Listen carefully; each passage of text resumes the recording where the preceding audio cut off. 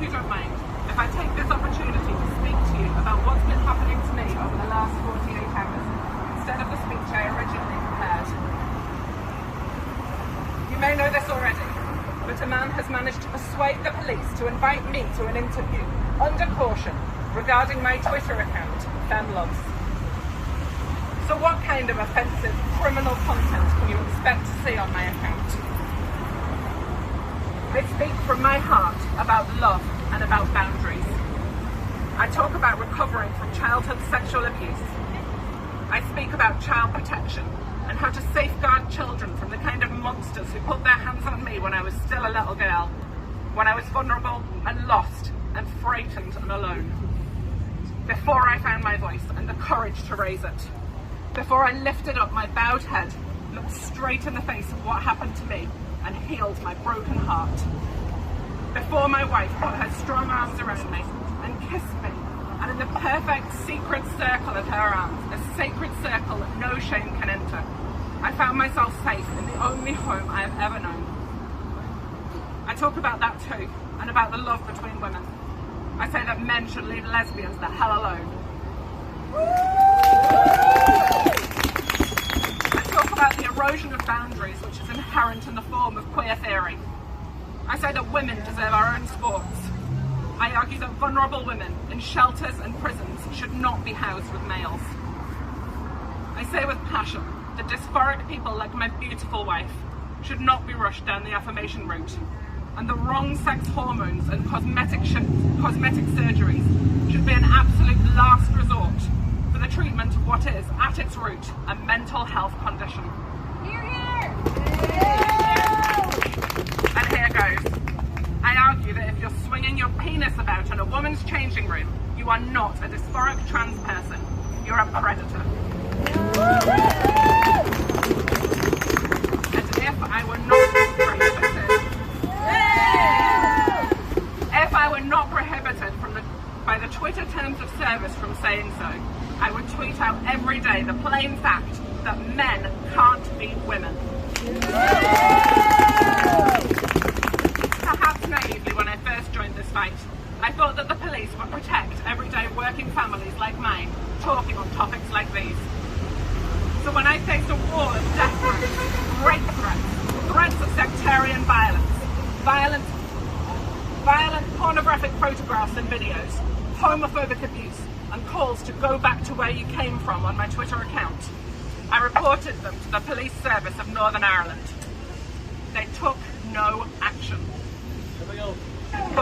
But one phone call from a man who has a history of using the police service as his own personal enforcement arm against women he disagrees with, and the police service of Northern Ireland have threatened me with arrest if I don't attend voluntarily to be interviewed under caution. I have excellent legal representation. My solicitor is confident that there is no case to answer, that it won't ever go anywhere near a courtroom, although he does think I'll have to be interviewed one way or the other. But don't worry about me. This is not about me.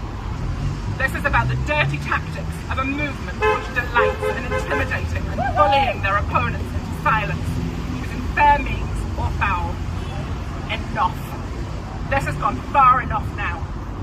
The complainant in this case cannot be allowed to continue to weaponize police forces across the country to silence voices he disagrees with, whilst he capers and gloats and feigns terror because he's triggered by tweets. He's a bully. I do not pander to bullies. I do not cower before bullies. I put them on notice, and I employ all legal means at my disposal to have them stopped.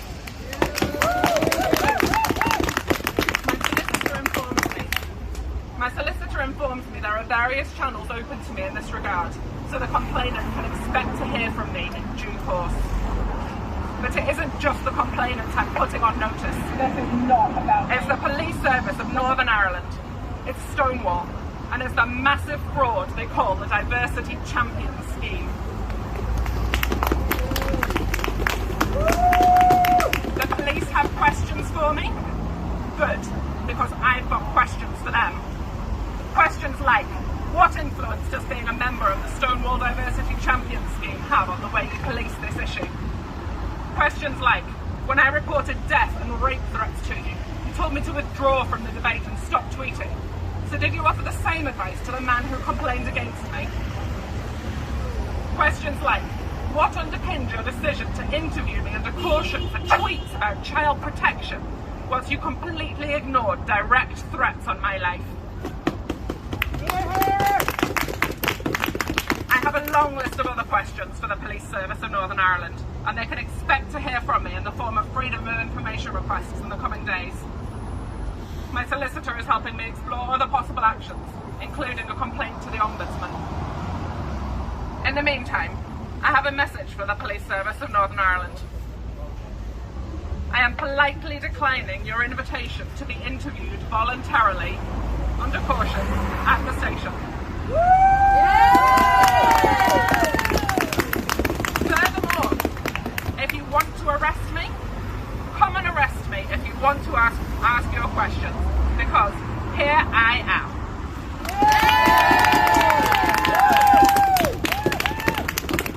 Come and arrest a lesbian woman, a survivor of childhood sexual abuse, a campaigner for women and children.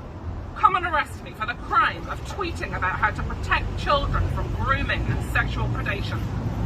Put this survivor in handcuffs and put me in a room. Go ahead, ask your questions.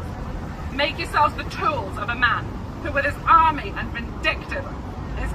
vindictive and spiteful supporters, has terrorised women across the nation, all while making claims about his own victimhood.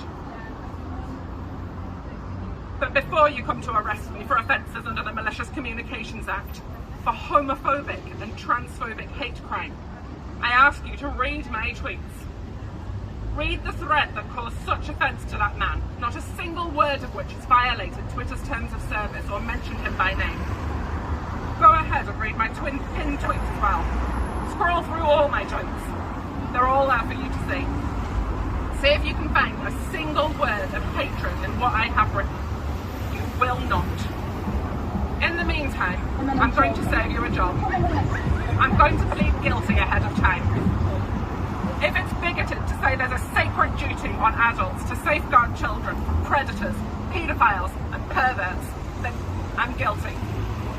If it's transphobic to call people out for saying it's a woman's penis, to excuse a male predator exposing his genitals to children in the women's changing room at a spa, then I'm guilty. If it's malicious communications to raise my voice and stand fierce and unafraid in defence of women and girls, then I'm guilty. If it's a crime to write from my heart about love and boundaries in Northern Ireland in 2021, then it's a crime I'm proud to be guilty of. If those are imprisonable offences, then off to prison I will go. But this isn't about sending me to prison. It won't get that far. This is an attempt to intimidate me, to bully me into silence, to shut me up. I'm here to tell you now, if you haven't worked out already, it's not going to work. Yay! Yes! I am not going to be cowed. I am not going to be trodden down. I am not going to be beaten. I am not going to appease bullies, cowards and misogynists. And I am definitely not going to shut up. And I'll finish with this. A message from me. A message from me to the complainant, to the Police Service of Northern Ireland and to Stonewall. You've picked a fight with the wrong woman.